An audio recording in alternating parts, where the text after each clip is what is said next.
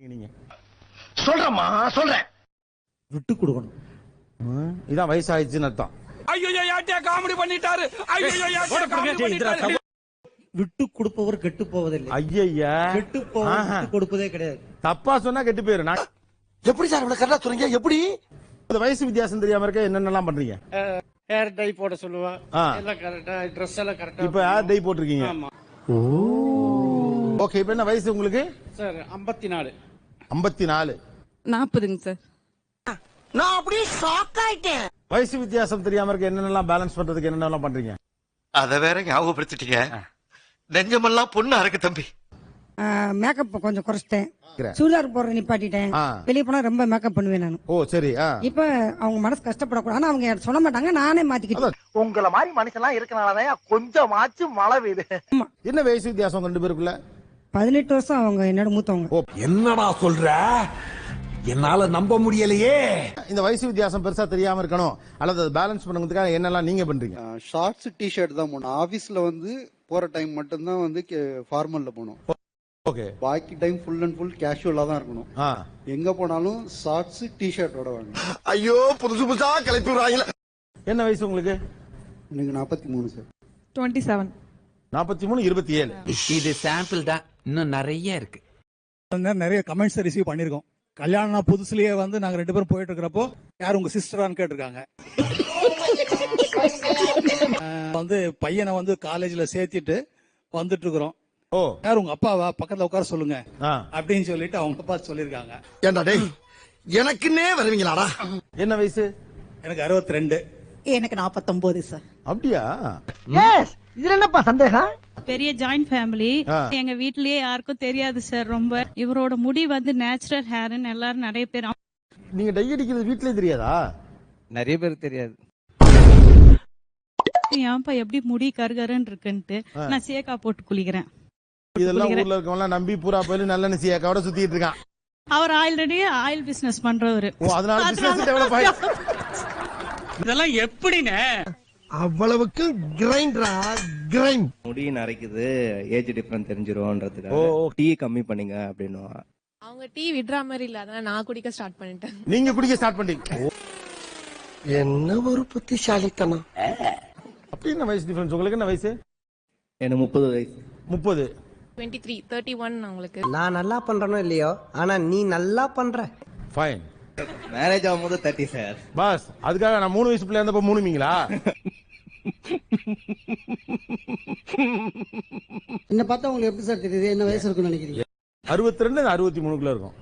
58 வயசு ஆகுது. பாத்தீங்களா? இதை கேட்காம இருந்திருக்கணுமா இல்லையா? இப்படி ஒரு கேள்வியை கேட்டு மண்ணை மாறி மண்டையில போட்டுக்கிறது.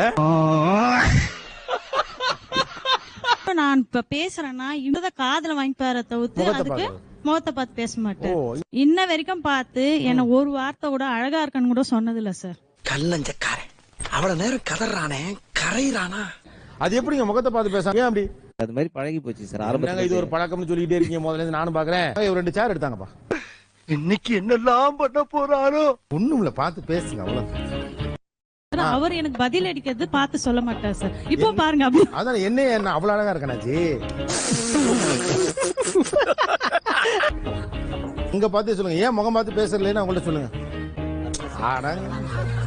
விட்டா கிறுக்கு நாச்சி வாங்கி போட்டுருக்கு.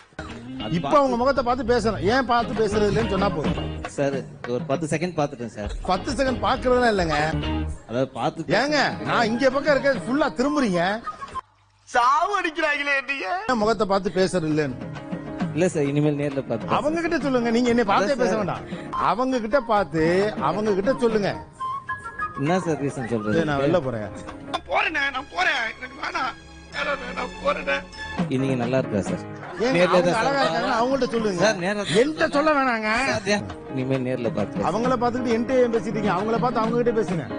எங்க பார்த்தாலும் நீங்க எங்கிட்ட தான் பேசிட்டீங்க. நேரா அவங்கள பார்த்து அவங்கள்ட்டே பேசுங்க. சரியா? சரிங்க சார். ஓகே.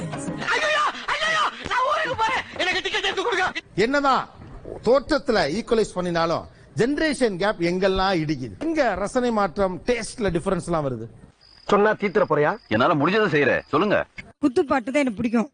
சவுண்ட் அதிகமா வச்சு கேட்கணும். அவங்களுக்கு பிடிக்காது. அட பாரியா?